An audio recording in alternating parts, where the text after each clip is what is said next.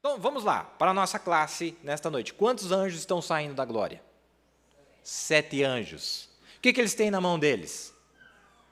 Taças, pragas. Amém? Muito bem. Tem um outro profeta que viu a mesma cena. E esse profeta é o profeta Ezequiel. Dá uma olhada aqui. Então me gritou aos ouvidos com grande voz, dizendo: fazei chegar os intendentes da cidade, cada um com as suas armas destruidoras na mão.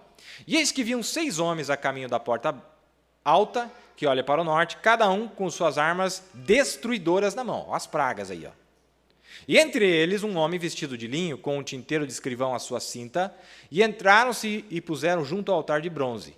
E a glória do Deus de Israel se levantou do querubim sobre o qual estava até a entrada da casa e clamou ao homem vestido de linho, que tinha o tinteiro de escrivão à sua cinta.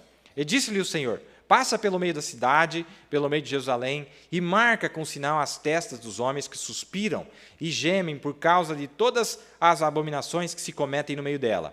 E aos outros disse, aos outros 6, passai pela cidade após ele e feri, não poupe o vosso olho, nem vos compadeçais. É um dia que não vai ter piedade. Mata velho, jovem, virgem, menino, mulheres, até exterminá-los. Mas a todo homem que tiver o sinal, não vos chegueis. E começai pelo meu santuário, e começaram pelos homens mais velhos que estavam diante da casa. Amém? Essa escritura já se cumpriu no passado. Essa escritura se cumpriu nos dias de Jesus, e essa escritura vai se repetir novamente. Lá se cumpriu com os judeus, quando eles rejeitaram o evangelho, e aqui vai se repetir com os gentios quando eles rejeitam o evangelho. Amém? E o profeta fala disso, e eu quero chamar a atenção de vocês. Agora, isto foi quando os judeus receberam o Espírito Santo. Aquelas pessoas que tiveram a chance de ouvir Deus falando através dos pregadores, debaixo da inspiração, pregando o evangelho a eles, até mesmo quando eles não sabiam o que diziam. Eles estavam pregando o evangelho para aqueles judeus e eles o rejeitaram. Deus pregou o evangelho desde mais ou menos o ano 33, né, depois que Jesus saiu de cena, até o ano 96, e judeus ainda rejeitando. Deus se virou para os gentios. Então o anjo de misericórdia deixou todos aqueles judeus, e um deles foi para a igreja gentia. Quando Paulo disse: eis que nos voltamos para os gentios, eles ouvirão. E foram pregar para os gentios. Então, quando a grande hora chegou, todas as grandes confederações de igrejas se ajuntaram e foram até a cidade, e Tito cercou a cidade, e por anos ele os manteve lá, por 2 ou 3 anos com a cidade sitiada, né? Até que matou eles de fome, e cozinhava os seus filhos e comiam. Então ele os matou quando eles entraram. Então eles não tiveram piedade de nada, para cumprir o que Ezequiel disse, completamente destruiu, o sangue escorria, a cidade foi queimada, as pedras não foram deixadas sobre pedras, porque Deus enviou a obra consumada do Calvário, e o povo tapou os ouvidos, e o diabo furou suas orelhas, e então estão deste jeito até hoje. Você pergunta, isso para os judeus agora, e os gentios, como fica? Vamos lá em Apocalipse, no capítulo 7, e nós veremos onde foi profetizado sobre os gentios para este dia. Observe, no capítulo 7 de Apocalipse, a profecia dada à igreja gentia. Presta bem atenção. Amados, logo depois que Jesus saiu de cena, o evangelho foi dado para os judeus. E os judeus, o que eles fizeram? Rejeitaram. Mas ao mesmo tempo que houve uma rejeição do evangelho pelos judeus, ao mesmo tempo os gentios começaram a aceitar o evangelho. E o Espírito Santo começou a cair entre os gentios. Amém? Veja que é uma obra que acontece ao mesmo tempo. É isso que eu quero chamar a atenção de vocês. Ocorre ao mesmo tempo. Na mesma hora que as pragas estavam caindo sobre os judeus, o Espírito Santo estava caindo sobre os gentios. Amém? As pragas caíam sobre os judeus, ao mesmo tempo o Espírito Santo caía sobre os gentios. Amém? Mas sabe o que vai acontecer agora? Ao mesmo tempo que as pragas estarão caindo sobre os gentios, alguma coisa diferente vai acontecer com os judeus, ao mesmo tempo. Vocês estão entendendo? Vai ser uma obra simultânea. A mesma hora que os judeus estiverem recebendo o Espírito Santo, os gentios estarão recebendo as pragas. Agora, vocês notaram ali, meus amados? Vamos pegar o primeiro mensageiro, Paulo. Vamos pegar o primeiro mensageiro. Paulo, ele era um judeu, amém, da tribo de Benjamim, e ele começou a pregar para quem? Para os Judeus. O que os judeus fizeram com ele? Não queremos ouvir sua mensagem. O que ele fez? Ele começou com os judeus e terminou com os gentios. Amém? Agora, o último mensageiro é um gentil, descendente de irlandês, uma nação gentia. Ele começa pregando para os gentios, e o que os gentios fazem? Rejeitam a sua mensagem. E aí o que acontece depois?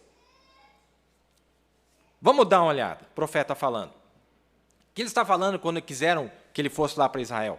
Disse: Senhor, permita-me ir. Quando eu desembarquei em Cairo, no Egito, um pouquinho antes de nos encontrarmos com o rei Faruque, em Roma, então nós fomos até Cairo, eu estava com minha passagem na minha mão para ir, fui até lá, eles já tinham feito a chamada para o voo, e o Espírito Santo falou e disse: agora não, esta não é a hora ainda, você tem que respigar mais.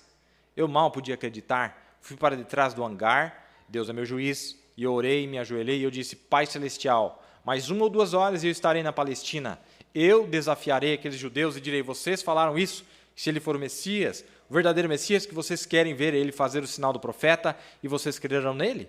E um judeu, se ele te prometer, ele cumpre a sua palavra. Agora, se este é o Messias da Bíblia, então ele era um profeta, ele ainda é um profeta. Agora, se ele fizer o sinal do Messias, vocês crerão nele? E no mesmo solo, digamos, peguem aí um grupo de homens e os coloquem aí em algum lugar, e vejam se ele ainda é profeta ou não. Quando eles verem isto ser feito, então no mesmo solo onde seus pais, seus antepassados rejeitaram o Espírito Santo, reticências, um judeu o trouxe aos gentios e aqui um gentil trazendo de volta ao judeu. Veja como o profeta era escriturístico, meus amados. Veja como o profeta era escriturístico. Ele olhava o padrão, ele falou, o primeiro mensageiro, ele era um judeu, ele pregou para os judeus e rejeitaram ele. Aí ele se virou para os gentios. Então ele olhava para ele e falava assim: aqui eu sou um gentil, estou pregando para os gentios e eles estão rejeitando a mensagem, então eu vou virar para os judeus. É isso que estava na mente do profeta, porque ele olhava o padrão bíblico, falou lá, inverteu, eles rejeitaram, então ele foi pregar.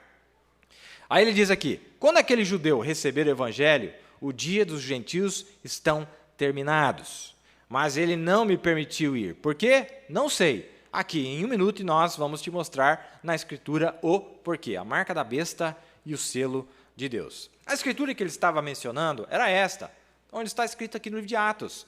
Mas Paulo e Barnabé, usando de ousadia, disseram: era mister que a vós se vos pregasse primeiro a palavra de Deus, mas visto que a rejeitais e vos não julgais dignos da vida eterna, eis que nos voltamos para os gentios. Paulo deu testemunho: olha, era para vocês não quiseram, então agora nós vamos para os gentios, não é? Agora, é interessante, meus amados, que lá em Apocalipse 15 só denota uma característica: praga. 7 anjos com 7 pragas, eles estão vindo para trazer pragas sobre aqueles, e praga, irmão, o profeta disse é para aqueles que rejeitaram a mensagem, está no 3º selo, o profeta disse praga é para aqueles que rejeitaram a mensagem. Amém? É isso que sobra para aqueles que rejeitam a palavra revelada do dia? Sobra nada, praga. E agora era o dia das pragas, pois eles haviam rejeitado a mensagem. Mas, ao mesmo tempo que isto acontece, irmão, qual é a cena que mostra para nós em Apocalipse capítulo 7? Em Apocalipse capítulo 7, mostra para nós que aqui não era praga que eles estavam recebendo, aqui eles estavam recebendo o Espírito Santo. Aqui está dizendo: e vi outro anjo subir da banda do leste, que tinha o selo de Deus vivo, e clamou com grande voz aos 4 anjos, a quem fora dado o poder de danificar a terra e o mar, dizendo: não danifiqueis a terra, nem o mar, nem as árvores, até que hajamos assinalado na testa os servos de nosso Deus. E eu vi o número dos assinalados, eram 144.000 assinalados de todas as tribos dos filhos de Israel. Amém? Veja, irmão, qual foi a ordem lá em Ezequiel que foi dada? Falou: vocês podem matar todo mundo que não tiver o selo de Deus. Amém? Veja que esse grupo aqui não pode ser praguejado, então não, irmão. Tem gente tentando jogar praga nesse grupo aqui, mas não vai funcionar, não. Porque esse grupo aqui está selado, está protegido. Vocês estão entendendo? Esse grupo aqui não pode ser tocado. A voz foi clara, disse: não toque aqueles que têm o selo de Deus. Assim como você, irmão. A mesma coisa hoje. As pragas não podem te pegar, pois você tem o selo de Deus agora.